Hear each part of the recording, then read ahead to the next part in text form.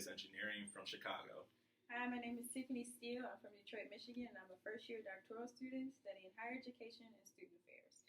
Hey, my name is Jania Phillips, and I'm from Columbus, Ohio. I'm a junior studying and teaching English to speakers of other languages.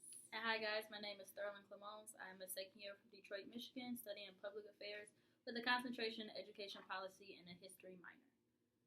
One thing we wanted to focus on during this trip was the vestibular, which is an exam the Afro-Brazilian youth have to take in order to get into college. And preferably they wanted to get into public college because these were the better universities compared to the private institutions.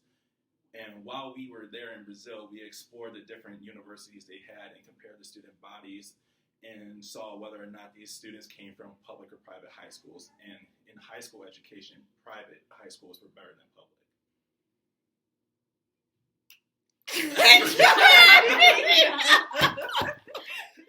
1. Preschool education is entirely optional. 2.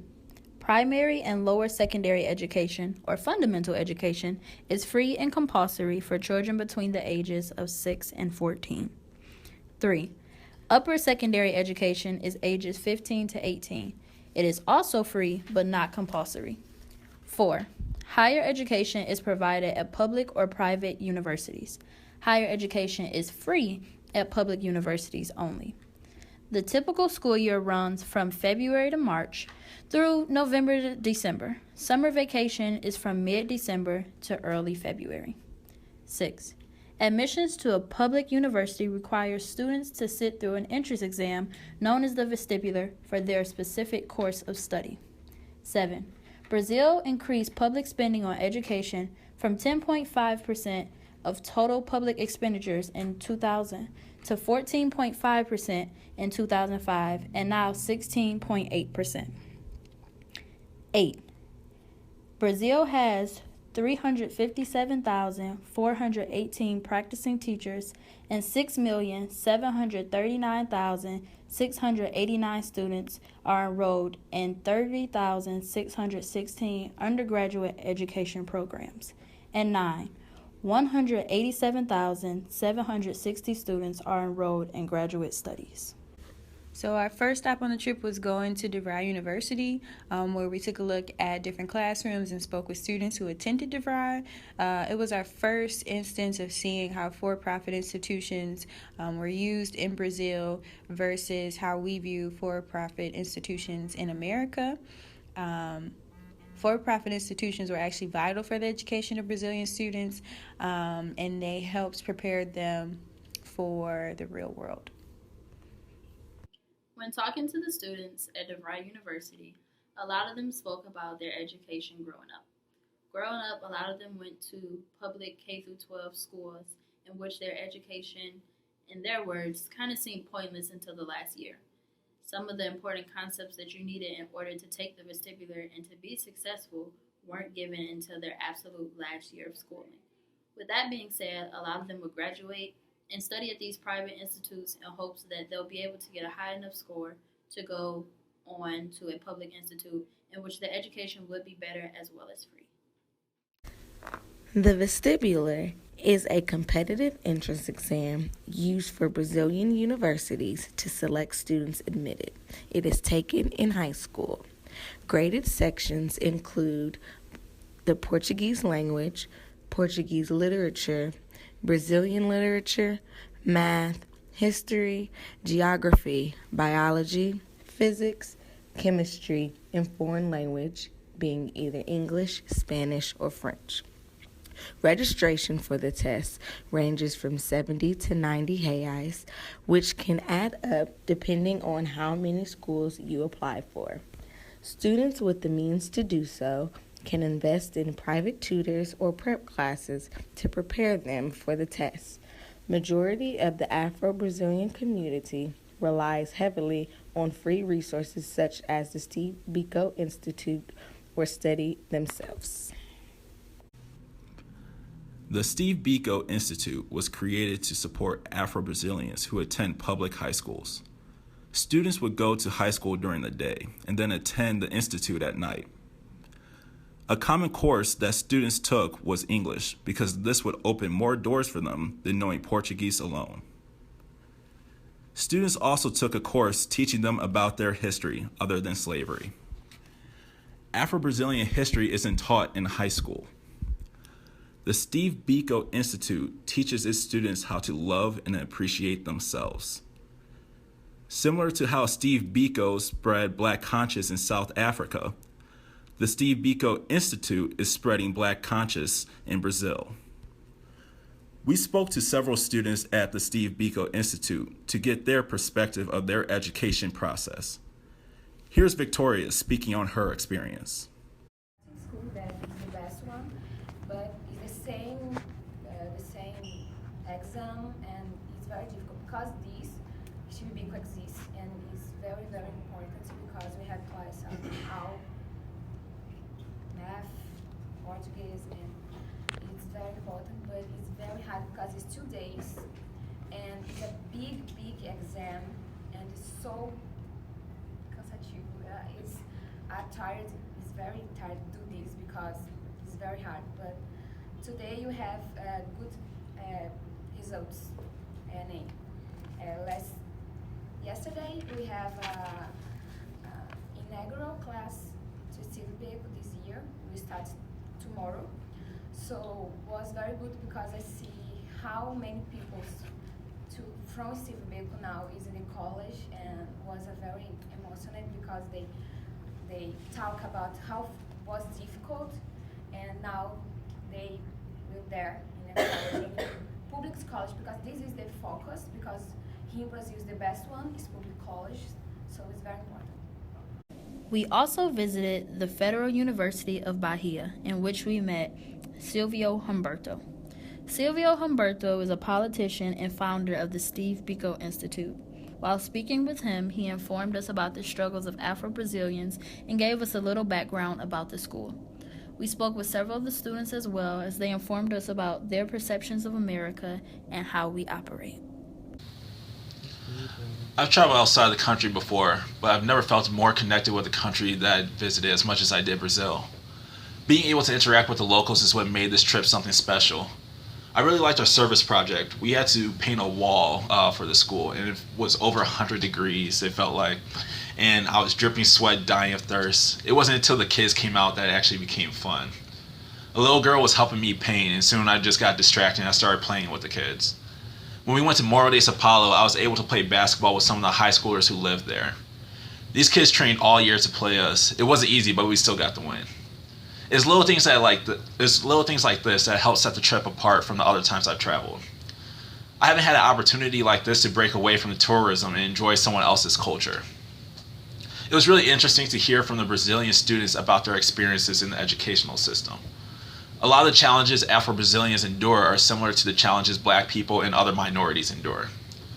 The differences in our experiences, from what I could tell, is that the racism in the U.S. educational system seems to be more microaggressions, while the racism is more blunt for the Afro-Brazilians.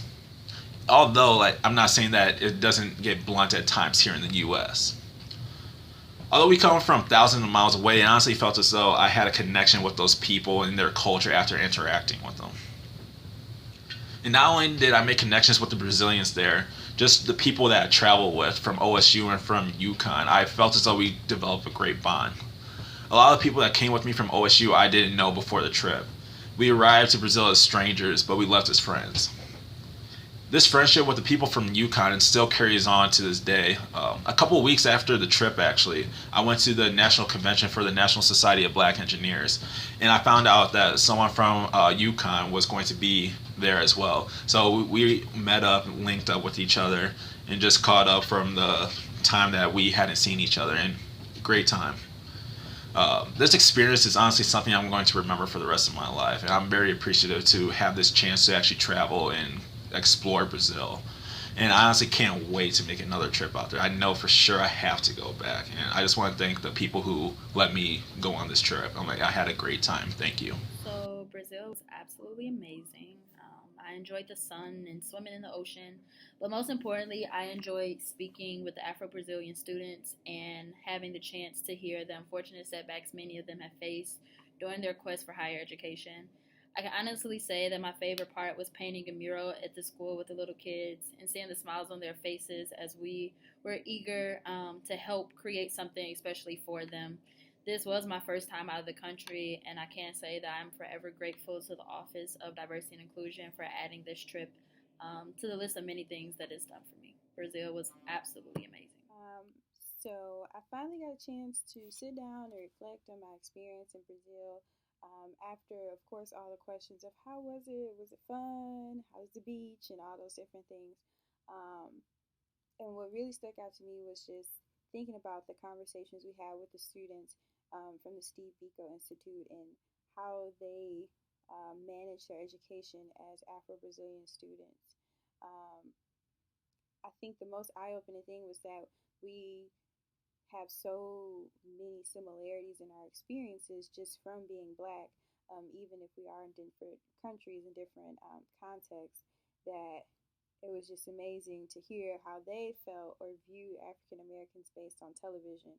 Um, and it was just so inaccurate, well, in my opinion, or my experience, inaccurate. And being able to actually dispel those myths or whatever they believe to be true based on television, um, but also respecting and understanding how they can come up with that perspective based on what they are used to seeing on TV. Um, so I really appreciated the conversational aspect of the trip and really being able to hear and share experiences. Um, and it just proved to me the importance of always having like cross cultural communication when it comes to different areas that are very important, such as higher education, just so we can have better variations in research, different findings, and just the overall understanding of like the state of inequities for all black people when it comes to higher education, um, and what we need to do or what we can do to work towards fixing that. Traveling to Brazil was the best experience I have ever had in my entire life. It changed me mentally, it made me more sure of myself and more sure of my career plans. It even changed me physically. I went with dark red hair and I came back golden. One of my favorite things that we participated in Brazil was going to see the ballet in Pelourinho. It was just great seeing all those beautiful dancers on the stage telling a remarkable story, and being a dancer myself, it was just great seeing, ballet in a different way in a different part of the world. Another thing I enjoyed while in Brazil was painting at Escola Aberta with the kids. They were all coming up to me, trying to talk to me in Portuguese. I'm like, I don't understand. And they would get so frustrated. But over time, they would use gestures and things like that to get the communication across. And that is amazing within itself. My biggest wake-up call was seeing how learning English can change someone's life completely in Brazil. With having the major teaching English to speakers of other languages, I know if there's no other way that I can help uplift these Afro-Brazilians or, empower them, I could at least move to Brazil and teach them some English. Just them knowing English just gives them a safer life and it exposes them to more opportunities. So I will be back, Brazil. Thank you for such a great experience. I can't wait to go back because I will be back. Overall, the vestibular is an important examination for public university entry in Brazil. However, access to the proper preparation for public universities and the vestibular exam is limited for Afro-Brazilian students. Of the Afro-Brazilian students we met during our trip, all attended public high schools in which they did not always prepare them for college or the vestibular exam. Students who attended private schools or private high schools were able to get this preparation because they were able to afford the private institutions. To accommodate this lack of access, Afro-Brazilian students seek other means such as self-preparation or free resources such as the Steve Biko Institute. Entry to public universities is important for Afro-Brazilian students due to financial struggles. Unfortunately, most Afro-Brazilian students are left to attend private institutions that cost, even with the implementation of affirmative action. Therefore, We realized from our trip that the inequity of access to education is present in Brazil, specifically for Afro-Brazilian students, and something needs to be done.